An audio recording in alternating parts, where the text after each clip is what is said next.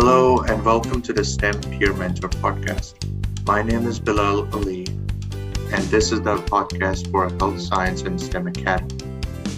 I was a peer mentor at Kingsborogh Community College in the learning communities in the fall 2018 semester. This is George Hill, who runs the peer mentoring program for the STEM community, and Hello. this is Malka Tomsky, who was also part of peer mentoring. And today we are talking about life after Kingsborough. Both Bilal and Malka graduated from Kingsborough. Malka this past semester, actually. And Bilal, when did you graduate, Bilal? Fall 2018. So, we're going to be talking today about what life is like after Kingsborough and what it was like to transfer and what you're all doing right now. So, hey everyone. So, I'm Malka. I transferred to City Tech from Kingsborough Community College. I was pursuing a nursing degree at Kingsborough, but then when the pandemic hit, things got a little more complicated. So I transferred my credits to City Tech. I'm now in their program about to take their nursing exam. Life after Kingsborough, I'd say it's very different, mainly in the sense of you need to get very independent. When I transferred to City Tech, the advisors were not as on top of the students as they were in Kingsborough, which I'd say definitely was a very big adjustment. How about you, Bilal? What was different for you? And what are you currently doing? So different. It was the same with youth experience. I transferred to City College after Kingsborough, and the advisors were, I would say, not more open as much as Kingsborough advisors. And I struggled mostly with my writing because I was a history major, and in Kingsborough, I was a liberal arts major, and writing was not given 4-year preference. Like, it was very basic. So in City College, as a 4-year institution, writing was definitely like on top. You had to be a good writer in order to excel. So I had to work a lot on my writing. In the end, eventually it worked out. So my original goal in Kingsborough was just one semester, unfortunately, but later I was told, do 2 years, get your associates, then transfer. So definitely not only it worked out with me completing 60 credits in 2 years, but also getting involved in peer mentoring, CUNY Explorers, and other student activities, which helped me get experience, volunteer experience, student work experience, and also added to my resume and LinkedIn profile. What are you working on now? So I'm at Binghamton University. It's a SUNY institution in Westfield, New York. I'm pursuing my master's in history. You've both mentioned the difference in academic advising, and as an academic advisor at Kingsborough, it makes me happy to know that you appreciated the work that we did at Kingsborough. So what I'm wondering is, how is it different in terms of, like you both mentioned, being more proactive to seek out your academic advisor? What are some of the things that maybe an academic advisor does at the 4-year college that you don't necessarily get at Kingsborough, and vice versa? What are some of the things the Kingsborough advisors might do that you didn't necessarily get at the next college? For me, it was the department advisors, the history department, City College. They were like, we have a scheduled time. These are the certain hours and certain days and a certain month you're supposed to meet with them. Sometimes they were like, I remember there were 2 of them and we had to schedule with them individually. And sometimes even the office wouldn't know. They had certain emails and with names, and then they were like, these are the people you're supposed to contact directly. They didn't want to help more. It was like, we put out the information, figure out yourself. Some of them were faculty, and some of them had classes and were also advisors, and some of them did not have classes, but they were still faculty. So it depended on their research work or which classes they had put in to teach. So they had multiple courses, but It depended on the professor on like which courses they would want to teach. In Kingsborough, if I had to take history courses, I would like have a whole list of them. And multiple professors would teach all those courses, like they were available. I remember history of New York City, history, Civil War period, American Revolution history. They were all available, taught by different professors. But in City College, it was like professors had only like 2 or 3 courses put out. Professor was specific. If you want to take an Ottoman history class, there was 1 or 2 professors take Ottoman history. South Asian history, only 1 professor. So it worked that way. And American, European history, they were more, but again, limited options, limited courses to choose from. Very specialized. Yeah. I definitely struggled, but in a different way. When I transferred, they didn't really reach out. They didn't give me an advisor's name to reach out to, which was a lot tougher of a thing for me. Of course, not everyone has that issue. It's different for everybody. It sounds to me like you both kind of had a bit of culture shock when you got to the next college. Yes. What was some of the things that were kind of surprising to you, I guess, that maybe they didn't meet your expectations when you got to the next college? I mean, there were different things, definitely, that did not meet the expectations that I was thinking that they'd meet. City Tech, the college I'm in now, they just assume you know what you're doing next. They don't reach out to the students really. They really just hope you know what you're doing. And if you don't, then it's a problem. And at Kingsborough, it was an issue because things kept on changing with my major as to what you needed to take in order, or what they thought I needed to take in order to get to the next step. I ended up there a lot longer, as both George and Bilal know. Still, I managed to make really good connections. But yeah, really the biggest challenge for me when I transferred was no one really gave me a name of who to reach out to, what to reach out for, especially because it was during COVID. And so I couldn't reach out in person, and they were very hard to reach virtually. Yeah, that's something that I experienced as a transfer student way back in the day also, is they kind of expect you to know, and you know the college that you went to, you kind of know what you're supposed to do, but you don't know where everything is on the new campus, right? Or who all the people are just yet. And so you have to be very proactive about asking things. I started my freshman year at a SUNY school, and I transferred to a private college after that. The summer between my freshman and sophomore year, I had to do a lot of advocating for myself, between making sure my credits transferred, making sure that my financial aid went through, making sure that it was a residential college, so I got a roommate, and got a room.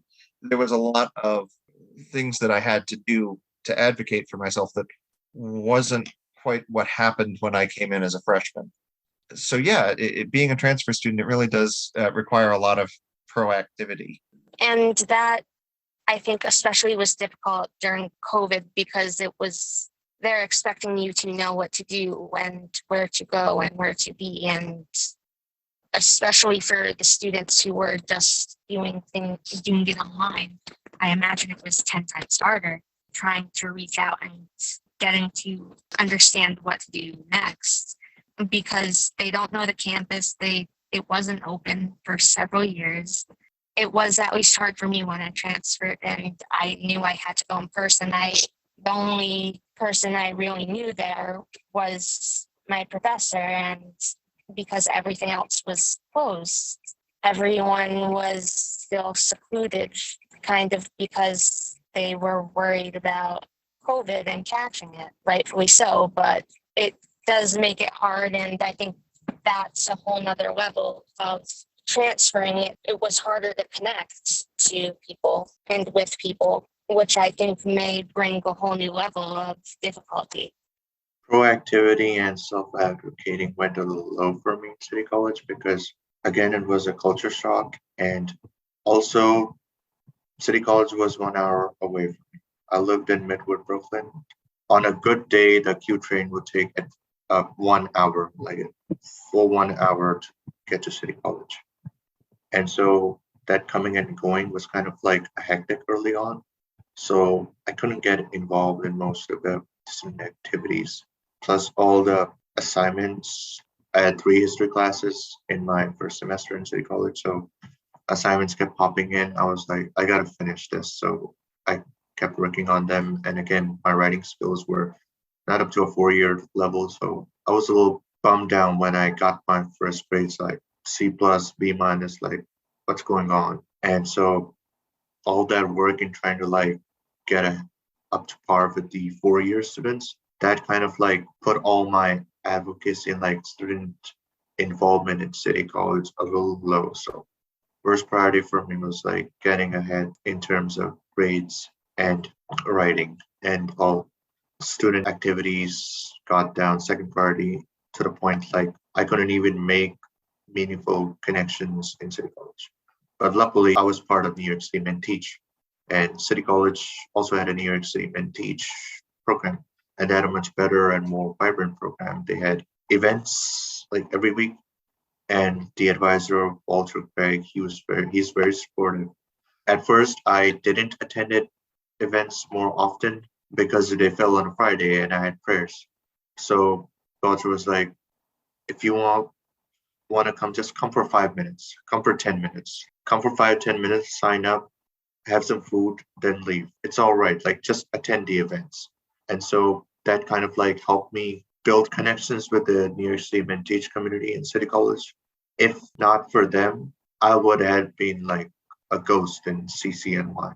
But because of New York City Men Teach City College chapter, things kind of like went a little ahead. Yeah, so, but you both were very involved in student life and student activities in Kingsborough. And Bilal, I'm glad to hear that you found a program that you can connect with outside of your classes.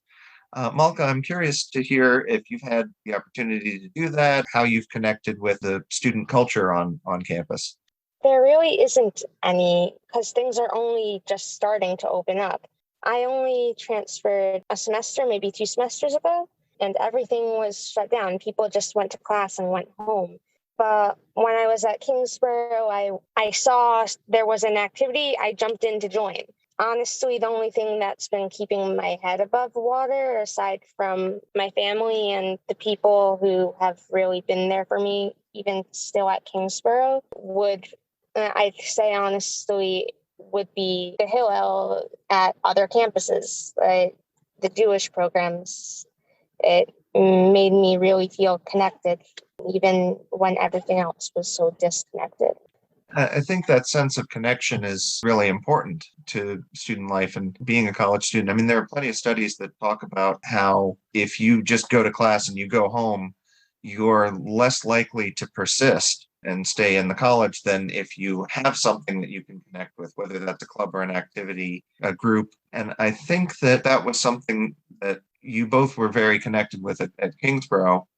And I think you both recognized the importance of finding that connection at the next college. And maybe it wasn't exactly set up the way you would have expected, but I think you both realize that's important. So I do know that other colleges, for example, Brooklyn College has a really wonderful transfer program, which is designed to do that. So some colleges are more intentional about it than others. It is absolutely very important to do. What are some of the things that you're excited about, or you were excited about when you got to the new college?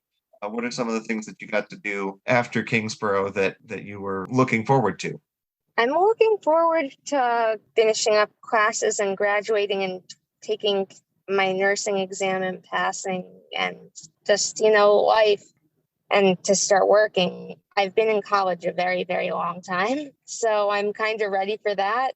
If clubs start to open, of course, I'd love to be a part of whatever is there, but it looks like that's going to take a while. Same thing with Malka. Like I have 1 more year of master's degree left, so excited about that. I was gonna go directly into a PhD program, but I chose not to, since I want to focus on my career and building up finances and investments and stuff. After Kingsborough, the first semester at City College was definitely tough because I kept missing Kingsborough. I made so many friends and connections that it was hard for me to let go and do it all over again. But luckily, it worked out, and starting in Binghamton University in upstate New York, that was a relief because classes were in person. The grad students they were open, but not as open because I kind of saw the program friction. Like if you're STEM, then means STEM and business people like get more priorities over humanities people. That's what I got for this from the seniors. So it was shocking for me. Let's talk a little bit about what it's like to pursue a master's degree. Is it worthwhile?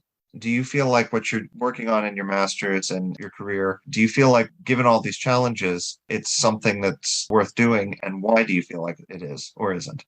So when I applied for my master's program, my main goal was like, I have to get out of New York City because the pandemic and everything that happened in the city, and it just felt very constrained for me. I needed a new start. So Binghamton University was the only college that accepted me and where I had all the letter recommendations attached. So I immediately accepted their decision. In order to do that, I had to like pay $100 or $130 to book my spot, and I had to attend one of their they had a online panel where you could meet all the graduate advisors and everything, all the other offices. So that's when I learned I was not going to get funded because I was just an MA student. So that came as a problem. And the only other options were student loans. I did not want to take student loans. So I had my savings and some family support that enabled me to continue. And also one of my supervisors as boss in the Center for Civic Engagement office where I work gave me information about the CARE program in Binghamton University.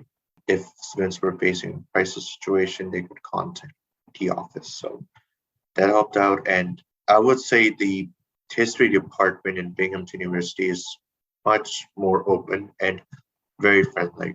All the professors, the advisors, the students, the graduate students know each other. It created like a support system where no matter what you're going through, they made sure like we're here to help, we're here to support you, and we're ready to like do whatever is necessary for you to succeed. So that was very helpful. And I would say if somebody is pursuing a master's degree, research about the college, what are like their priorities and where do they offer funds and scholarships, and what programs do they give preference over the others? Like what are they famous? Like history department in BU has, but like they have a very good Ottoman history program, very good Southeast Asian history program. South Asia, it's a little limited, but they still welcome students like me.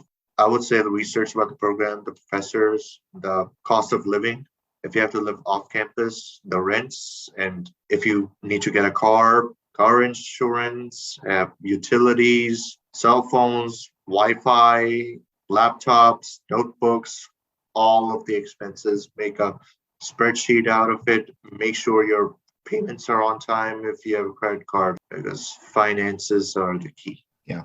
I want to go back to something that you said about the faculty in your program and how they're very open. In my experience, when I was an undergraduate, I kind of looked up to my professors, like I was the student and they were the teacher. I still kind of had that a little bit when I was in doing my master's at the beginning, but I got the sense that the professors in my graduate program looked at the students not so much from this hierarchy as this is a colleague. This is somebody who is not quite at the level that I've been at, but is getting there. And so there's kind of this difference of the way that they interact with you. Do you feel like that's different from the different schools that you've been at? The faculty kind of treat you in different ways, or do they kind of reinforce that hierarchy, or how do you feel about that? In Kingsborough, it depended on which professor it was. So there were some professors who were like, we'll support you, but then there were some professors like, you're a student. So in city colleges it was weird. Like some professors, they still treated us like equal, but it was like, we know better than you still. And I had like some issues with that. I noticed in one of my classes, some students who had the same opinions with the professor, they were given preference over me who didn't have the answers the professor wanted, which made me felt alienated. And it was like as though the professors, they wanted students to have their way, which to me, it doesn't go that way, especially in history. Like you're looking at every single aspect and you got to come up with your own opinion about like if you have a hypothesis, work on it, work on the evidence, and then come up to a conclusion. But in some circumstances they advocated, but in other circumstances they were like, these are our ideas, you got to make sure this is it. And then sometimes we have to like talk to people who have like different experiences, or they might not have the opinions which we might have depending on their socioeconomic location. And we have to kind of respect that. But in order to diffuse the tension, we have to be respectful of each other and like, okay, this is our way, and this is your way, let's come together. Then we come up with the advocate solution. But in some circumstances, and if you are from a certain place of privilege, it was like this person is so and so, and we got to treat them so and so. It was definitely, I would say, complex. Yes. And, I think that what you're kind of describing is professors are human. Yeah. And we have our prejudices, we have our beliefs. We don't like things that challenge our assumptions sometimes, even though we're supposed to. Complex is a good way of putting it. I want to thank both Bilal and Malka for your time. And thank you for doing this today. Thank you. Thank you very much for inviting us. All right. Well, we're joined now by Julianna Dorcellus. She is our transfer manager here at Kingsborogh. Welcome, Julianna. Thanks for having me, George.